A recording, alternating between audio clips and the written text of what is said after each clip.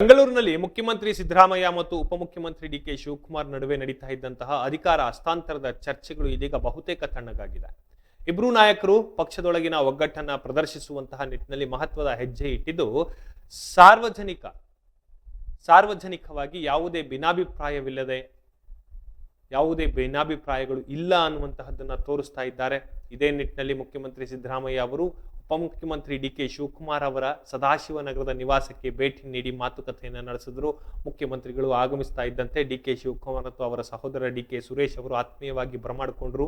DK Suresh ಅವರು ಸಿದ್ದರಾಮಯ್ಯನವರಿಗೆ ಹೂಗುಚ್ಛ ನೀಡಿ ಸ್ವಾಗತಿಸಿದ್ರು ಮತ್ತು ಡಿಕೆ ಸುರೇಶ್ ಅವರು ಕಾಲು ಮುಟ್ಟಿ ನಮಸ್ಕರಿಸಿದ್ರು. ಡಿಕೆ ಶಿವಕುಮಾರ್ ಅವರು ಹಸ್ತಲಾಘವನ್ನ ನೀಡಿ ಮುಖ್ಯಮಂತ್ರಿಗಳನ್ನ ಬರಮಾಡಿಕೊಂಡರು ಮತ್ತು ಒಟ್ಟಿಗೆ ಒಳಪ್ರವೇಶಿಸಿದರು.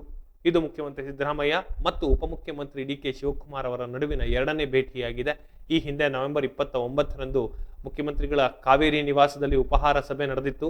ಅಂದು ಇಬ್ಬರೂ ನಾಯಕರು ಒಟ್ಟಿಗೆ ಕೂತು ಉಪಹಾರ ಸೇವಿಸಿ ನಾಯಕತ್ವ ಬದಲಾವಣೆಯ ವಿಚಾರವಾಗಿ ಹೈಕಮಾಂಡ್ ತೀರ್ಮಾನಕ್ಕೆ ಬದ್ಧರಾಗಿರ್ತೇವೆ ಅಂತ ಕೂಡ ಹೇಳಿದ್ರು. ಈ ಬೆಳವಣಿಗೆಯ ನಂತರ ರಾಜ್ಯ ಕಾಂಗ್ರೆಸ್ನಲ್ಲಿ ನಡೆದಿದ್ದಂತಹ ಅಧಿಕಾರ ಹಸ್ತಾಂತರದ ಚರ್ಚೆಗಳು ತಣ್ಣಗಾಗಿದ್ವು.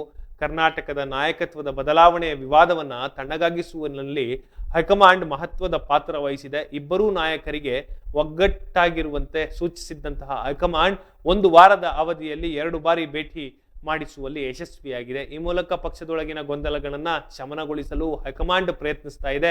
ಈ ಬೆಳವಣಿಗೆಗಳ ಮಧ್ಯೆ ಗೃಹ ಸಚಿವ ಡಾಕ್ಟರ್ ಜಿ ಪರಮೇಶ್ವರ್ ಅವರು ಪ್ರತಿಕ್ರಿಯೆ ನೀಡಿ ನಾನು ಮುಖ್ಯಮಂತ್ರಿ ಮತ್ತು ಉಪಮುಖ್ಯಮಂತ್ರಿ ಇಬ್ಬರಿಗೂ ಕೂಡ ಒಟ್ಟಿಗೆ ಉಪಹಾರಕ್ಕೆ ಆಹ್ವಾನಿಸ್ತೇನೆ ಅಂತ ಕೂಡ ಹೇಳಿಕೆಯನ್ನ ನೀಡಿದ್ದಾರೆ.